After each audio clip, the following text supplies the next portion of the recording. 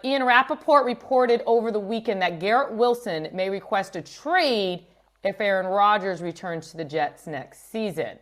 Zach, do you think Rodgers' return will impact Wilson's decision, or will he be more influenced by the GM and head coach hire? I do think the GM head coach situation is more important for the entire calculus because we just have no idea what this organization is going to look like. We don't know what this offense is going to look like. We don't know as of now who the quarterback's going to be.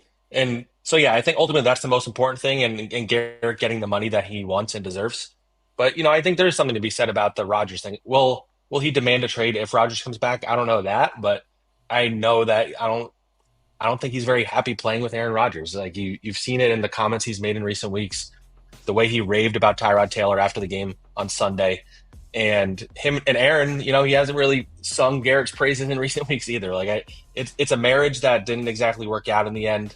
And it's pretty clear to me that Aaron doesn't really want to be a Jet anymore, even if he says they're his number one choice. The things he said, the way he's talked about Jets ownership, things like that, it's pretty clear to me that he doesn't want to be the Jets quarterback. And Garrett sounds like somebody who is willing to be a Jet, and he wants to win. I think at the end of the day, he wants to win. I think the misconception with him is that he just wants more touches. He just wants, he wants to get targeted every play in the red zone. No, he thinks targeting him is what leads to victory, and they have not been winning games, and so he's been very frustrated. So I do think he's going to be a Jet next year, but I am very curious to see how the coach and GM plays into his mindset. I thought Steve put it. Sorry, Jeane.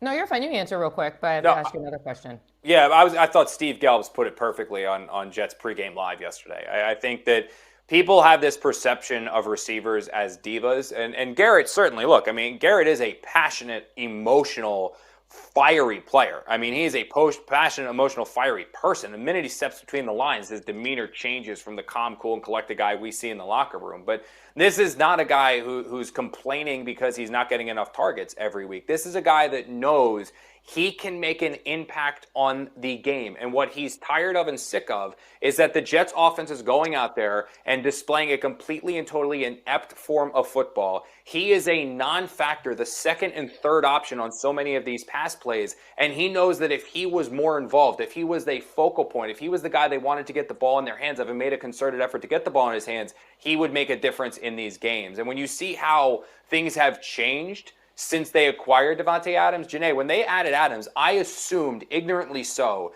that Garrett was going to be the number one still and Devonte was going to be his complement. He was going to be the number two receiver, meaning Devonte Adams, steal attention away from Garrett Wilson.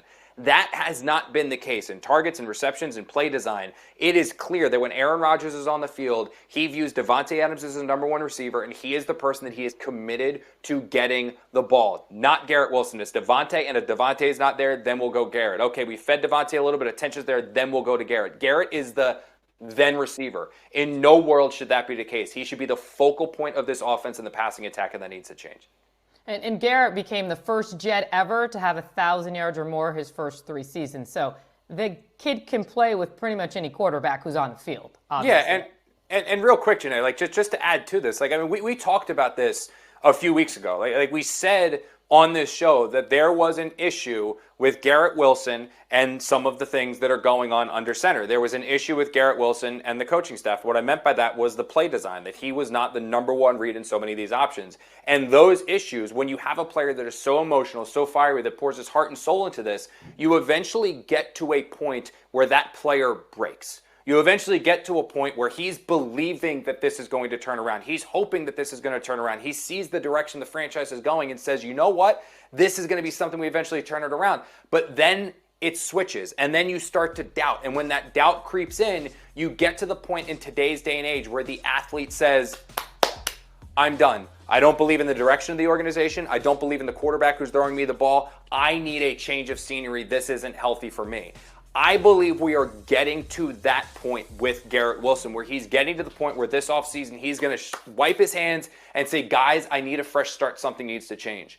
If you are the Jets organization, you need to do everything that you can to smooth this over with Garrett Wilson, because he is not the player you trade, and I don't care what kind of haul of picks you could get from a team like the Bears or anyone else. He is the player that you can build this around. He is the heart and soul, or the type of heart and soul of a player that you want at the centerpiece of your organization. Someone who doesn't care about money, who doesn't care about fame. All he wants to do is have success on the field. Those are guys you build around. Those are the guys that you'd thank everybody in the world, the football gods you managed to draft and get in your building, and you do not let them out. He's not a phony like Jamal Adams was. This guy is a genuine person. You build around him, you keep him, and if he's upset, if he doesn't believe in the direction of the organization right now, you do everything you can to make him believe again, because you don't want him walking out the door. You cannot have that happen.